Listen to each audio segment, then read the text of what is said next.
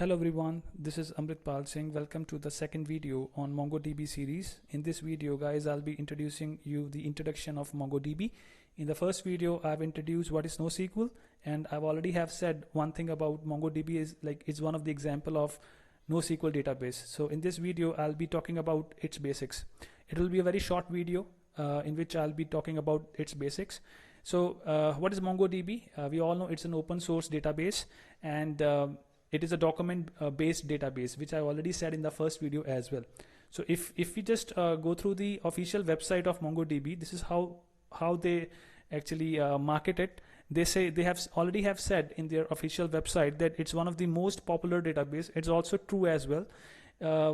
It's one of the frequently used database in today's world. So they already have conveyed that it's one of the most popular database for modern applications. MongoDB Atlas, the global cloud database on AWS Azure. So it is one of the leading database we are having for today, right? So this is what the official website has to say about the MongoDB. So if we just go through it once, we all know it's an open source document oriented database. What is document here? Document means it's a row. As if we are coming from RDBMS background, from the Oracle background, from the MySQL background, we all know what is row. So we know that the table is consisting of columns and rows. So we can think the document as a row in RDBMS, right? Moving forward. So MongoDB stores data in the form of documents. As I've already have said, that document is nothing but a row in a RDBMS, but MongoDB stores data in the form of documents, means in the key and value. So key and value means like in a JSON format, we store the data in key and value. So this is what that key and value is all about. Or if we talk about map in Java, so we have a map which we store the data in a key value pair. So it's a key value thing, right? So I just have taken one example from I've just taken a snippet from a MongoDB. Here I've just added three thing here: channel, like my channel name, platform, location. So in this case, these are called as field and values.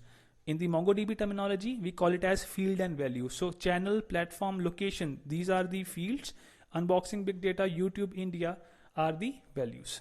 I've already have said here in this next slide as well. Like here, channel, platform, location represents the fields. Unboxing big data, YouTube, and India representing the values. So this is the JSON-like structure. We all know this is how the JSON stores data. One thing I want to say, like MongoDB always use JSON for representation purpose. So it actually represents the data in JSON format, but it stores the data in a binary JSON, right? So this is a JSON-like structure where the data is stored in key and value, but in the MongoDB terminology, we call it as field and value. So last point before I end up this short video, I need to just map my relational database to MongoDB. So how the things has been changed, what are different terminologies we are using in MongoDB. Like in the traditional database, we call it as database. In the MongoDB, it's still a database. In the RDBMS, we use the word tables, but in the MongoDB, now it is called as collections. Rows has been now termed as documents. Columns now are being termed as fields. So guys, this is the mapping. This is how the things has been changed over the time. So I'll now see you in next video, in which we'll be starting with the first practical.